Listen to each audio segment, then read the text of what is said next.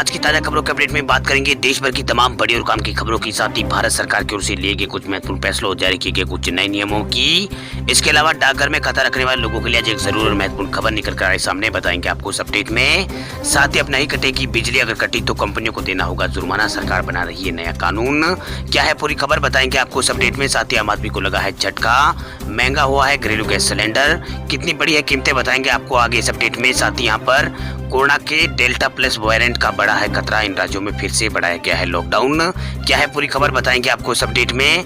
साथ ही यहाँ पर ड्राइविंग लाइसेंस बनवाने वाले लोगों के लिए आज एक जरूर और महत्वपूर्ण खबर निकल कर आए सामने, बताएंगे आपको इस अपडेट में। साथ ही बैंक खाताधारकों के लिए भी आज एक महत्वपूर्ण और बड़ी खबर है, बताएंगे आपको इस अपडेट में। साथ ही यहाँ पर कोरोना कर्फ्यू और लॉकडाउन से जुड़ी कुछ महत्वपूर्ण बड़ी खबरें हैं, बताएंगे एक एक करके इस अपडेट में। साथ ही आज की तमाम बड़ी और काम की खबरों की बात करेंगे इस अपडेट में।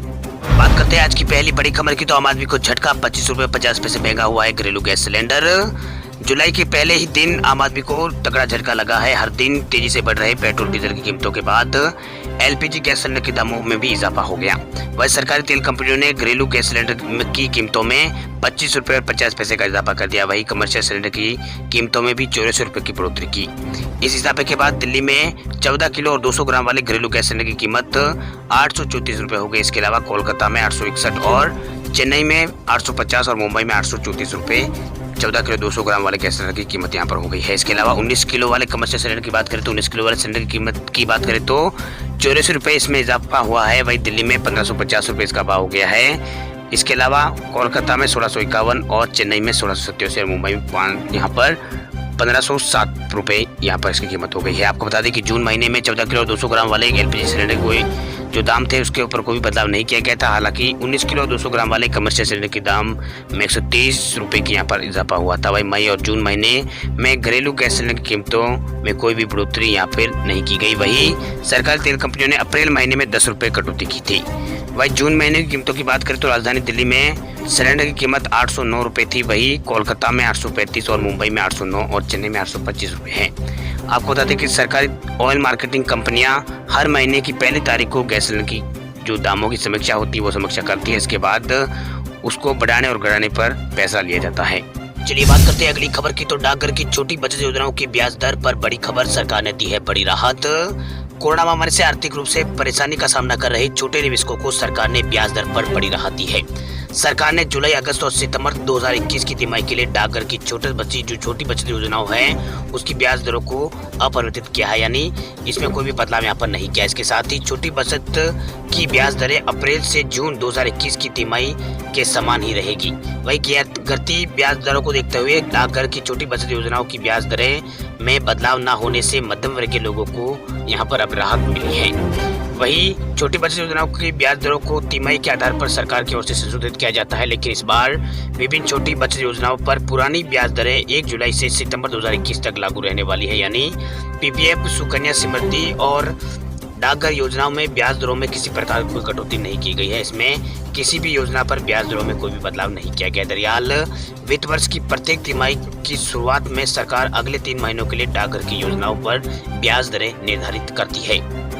हालांकि इसमें कोई बदलाव नहीं होता है तो भी यहाँ पर नई दरें सभी डाकघर की योजनाओं के सभी निवेशकों पर लागू नहीं होती है। इसमें यहाँ पर एनएससी और केपीवी और सीवीबीडी जैसे जो नागरिक बचत योजना है उनके लिए एक यहाँ पर ब्याज दरें तय होती है। अब बात करते हैं अगली खबर की, तो एक्सिस बैंक के ग्राहकों को लगा है बड़ा झटका, अब एसएमएस अलर्ट के लिए भी कटेंगे ज्यादा पैसे।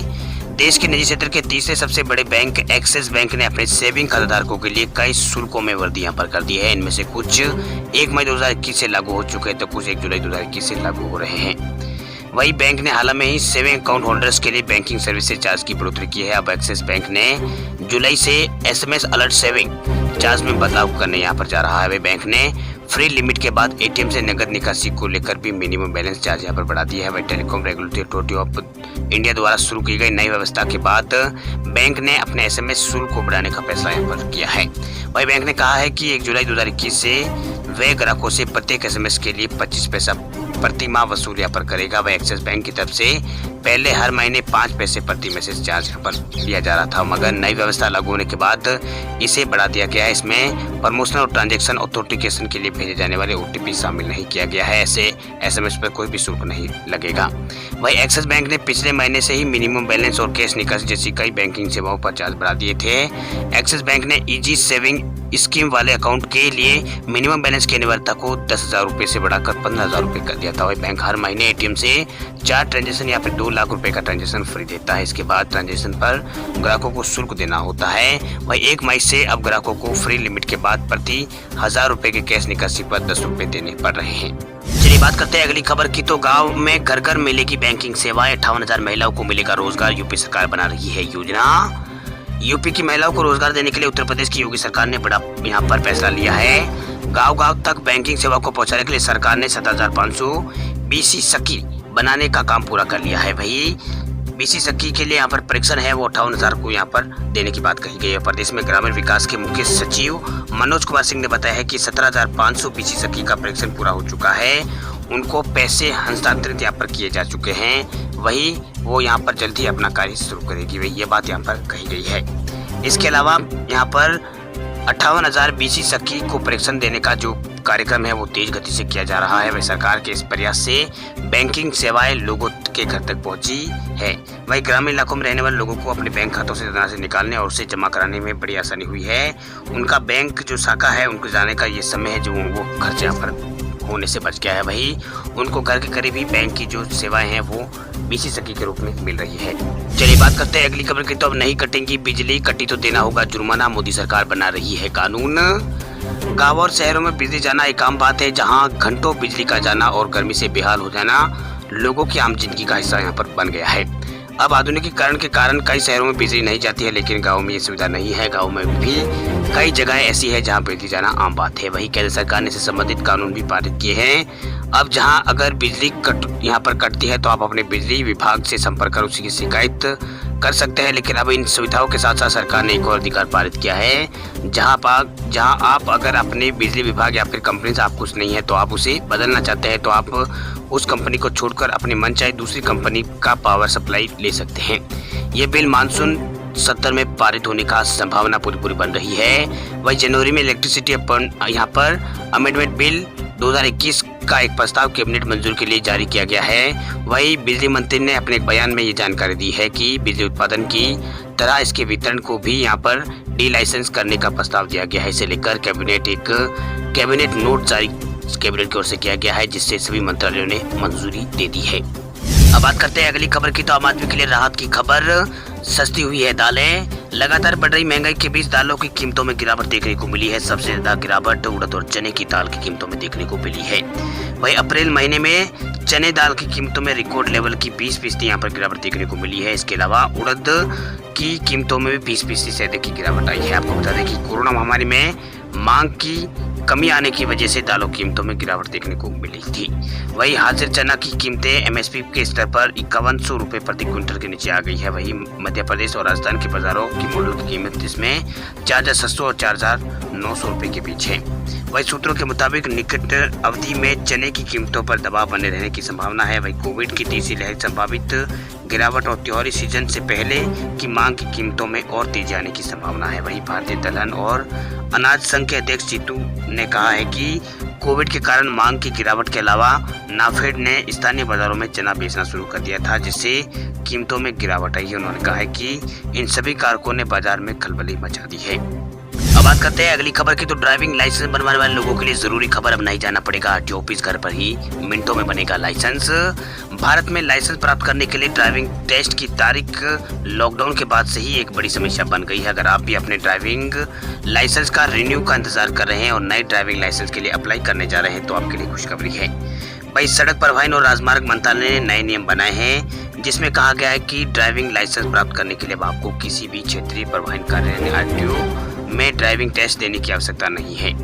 वह नई पॉलिसी में ड्राइविंग लाइसेंस प्राप्त करने के लिए आपको क्षेत्र के RTO में लंबी कतारों में लगने की आपको जरूरत नहीं है। अब आप किसी भी मान्यता प्राप्त ड्राइविंग ट्रेनिंग स्कूल में ड्राइविंग लाइसेंस के लिए रजिस्ट्रेशन करा सकते हैं। इसमें ड्राइविंग लाइसेंस के लिए अप्लाई करने वाला व्यक्ति को मान्यता प्राप्त ड्राइवर परीक्षण केंद्र में टेस्ट से गुजरना पड़ेगा। यदि आप इन केंद्रों पर सफलतापूर्वक ड्राइविंग टेस्ट पास करने में सक्षम हो जाते हैं तो आपको क्षेत्रीय परिवहन कार्यालय यानी आरटीओ में ड्राइविंग लाइसेंस के लिए आवेदन करने के लिए ड्राइविंग टेस्ट देने की छूट आपको दी जाएगी। वहीं भारत में इस नए नियम को 1 जुलाई 2021 से लागू कर दिया गया है, जो एक बार लागू होने के बाद निजी ड्राइविंग प्रशिक्षण स्कूलों को इस दिशा निर्देश को आगे कार्य करने की अनुमति देगा, जिन्हें राज्य परिवहन प्राधिकरण और केंद्र सरकार द्वारा मान्यता प्रदान की गई हो। वही लाइसेंस प्राप्त करने के लिए पूरी प्रक्रिया आवेदन से लेकर छपाई तक की प्रक्रिया अब ऑनलाइन हो गई है। आपको बता दें कि महामारी के कारण ड्राइविंग लाइसेंस पंजीकरण और पंजीकरण प्रमाण पत्र और यहां तक कि परमिट जैसे मोटर वाहन दस्तावेजों की वैधता को 30 जून तक बढ़ा दिया था। अब इसको यहां पर 30 सितंबर तक बढ़ा दिया गया है। अब बात करते हैं अगली खबर की। देश में बढ़ रहा है डेल्टा प्लस का खतरा, कई राज्यों ने आगे बढ़ाया है लॉकडाउन। कोरोना का नया वेरिएंट डेल्टा प्लस अब दुनिया भर में तेजी से फैल रहा है, जिसने कई देशों को लॉकडाउन में जाने पर मजबूर कर दिया। वही भारत में इस वेरिएंट के अब तक 60 से ज्यादा मामले सामने आ चुके हैं और सबसे ज्यादा मामले महाराष्ट्र सामने आए हैं। वहीं कोरोना वायरस का ये वेरिएंट बहुत ही खतरनाक बताया जा रहा है। कहा जा रहा है कि इस वेरिएंट पर कोरोना की वैक्सीन भी कम असरदार है। वही यही वजह है कि ये वेरिएंट देश में कोरोना की संभावित तीसरी लहर का कारण बन सकता है। भाई एक्सपर्टों की माने तो डेल्टा प्लस वेरिएंट कोरोना के पहले वेरिएंट की तुलना में फेफड़ों की कोशिकाओं में ज्यादा मजबूती से चिपक सकता है और फेफड़ों को ज्यादा नुकसान पहुंचा सकता है। ये भी कहा जा रहा है कि ये वेरिएंट हमारे इम्यूनिटी सिस्टम को भी कमजोर कर सकता है और उसे चकमा दे सकता है। वह डेल्टा प्लस के बढ़ते खतरे को देखते हुए कई राज्यों को यहाँ पर कई राज्य सरकारों ने चल रहे लॉकडाउन को आगे बढ़ा दिया। हालांकि अब लॉकडाउन में कुछ ढील भी यहाँ पर दी गई है। वहीं ओडिशा सरकार ने राज्य में लॉकडाउन को 15 दिनों के लिए आगे बढ़ा दिया है। 16 जुलाई तक ये लॉकडाउन जारी रहेगा। इसके अलावा पंजाब सरकार ने 1 जुलाई से 50% क्षमता वाले बार, पब और सराय को फिर से यहाँ पर खोलने का अनुमति यहाँ पर दी है। वही कोविड प्रतिबंधों में थोड़ी ढील यहाँ पर दी है। इसके अलावा पश्चिम बंगाल सरकार ने पूरे राज्य में 15 जुलाई तक लॉकडाउन बढ़ा दिया है। हालांकि कुछ प्रतिबंधों के साथ अतिरिक्त छुट्टी भी यहाँ पर सरकार ने दी है। इसके अलावा केरल सरकार ने भी कोविड लॉकडाउन के प्रतिबंधों को 1 हफ्ते के लिए आगे बढ़ाने का फैसला किया है। राज्य में नए प्रतिबंध गुरुवार से लागू होंगे। वही इसके अलावा यहाँ पर आंध्र प्रदेश में भी कोरोना कर्फ्यू है, उसको यहाँ पर आगे बढ़ा दिया गया है। वहाँ भी यहाँ पर आंध्र प्रदेश के अंदर 8 जिलों में 1 जुलाई से 7 जुलाई के बीच रोजाना कर्फ्यू में 3 घंटे रात को 9 बजे तक छूट यहाँ पर दी जाएगी। इन जिलों में पॉजिटिविटी रेट 5% से नीचे आ गई है, इसलिए यहाँ पर सरकार ने फैसला लिया है। वही देश में पिछले 24 घंटों में 45,000 से अधिक नए मामले सामने आए हैं। वही नए मामलों के पाने के बाद पॉजिटिविटी मामलों की संख्या भारत में 3,62,000 से ज्यादा हो चुकी है। वही मामलों की संख्या एक्टिव मामलों की संख्या 5 लाख से ज्यादा है। वही रिकवरी रेट भारत में 96% से अधिक है। वही पिछले 24 घंटों में देश में 870 नई मौतें हुई है, जिसके बाद कुल मौतों का आंकड़ा भी 3,98,000 के पार पहुंच चुका है। वही 60,751 नए यहाँ पर जो मरीज है वो ठीक हुए हैं, यानी इनको अस्पताल से छुट्टी दी गई। इसके बाद डिस्चार्ज मामलों की आंकड़ा भी भारत में 2,54,27,330 हो गया है। वही 2.34% पर पॉजिटिविटी रेट दर्ज किया गया है, जो कि लगातार 23 से 5% कम है। चलिए बात कर लेते हैं आज के ताजा मौसम समाचारों की। तो देश की राजधानी दिल्ली और हरियाणा पंजाब में 7 जुलाई तक नहीं पहुंचेगा मानसून, कुछ इलाकों में होगी भारी बारिश। भारतीय मौसम विज्ञान विभाग यानी IMD ने बुधवार को कहा है कि मानसून ब्रेक के चलते देश के उत्तर पश्चिमी हिस्सों में इस महीने भी हीटवेव की स्थिति बनी हुई है। साथ ही दक्षिणी पश्चिमी मानसून के राजस्थान, दिल्ली, हरियाणा और पंजाब के बाकी हिस्सों में 7 जुलाई तक आगे बढ़ने की संभावना फिलहाल नहीं है। मतलब 7 तारीख तक तो बारिश नहीं होगी। लेकिन इस बीच पूर्वोत्तर भारत है उसमें कुछ हिस्सों में और बिहार, पश्चिम बंगाल और पूर्वी उत्तर प्रदेश में अगले 6-7 दिनों के दौरान भारी बारिश हो सकती है, जिससे कुछ स्थानों पर बाढ़ जैसे हालात भी हो सकते हैं।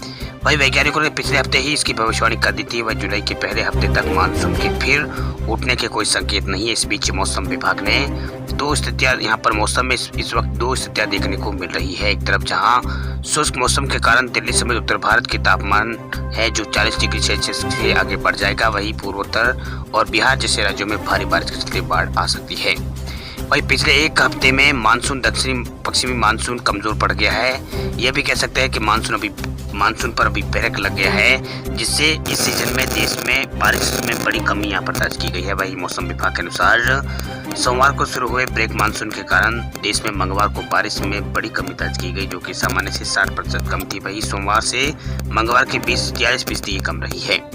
वही मौसम विभाग का कहना है कि बहुत कमजोर या फिर ब्रेक मानसून की अवधि 5 जुलाई तक जारी रह सकती है। वही मौसम विभाग ने बुधवार को यहाँ पर कहा है कि अगले 2 दिन के दौरान पंजाब, हरियाणा, राजस्थान और पश्चिमी यूपी कुछ हिस्सों में हीटवेव चलने का अनुमान जताया गया है। वही दिल्ली में कल अधिकतम तापमान 43 डिग्री को छू गया था। वही राजधानी में न्यूनतम तापमान 1 डिग्री यानी 27 डिग्री के आसपास यहाँ पर रिकॉर्ड किया गया है, 1 डिग्री बढ़ोतरी के साथ।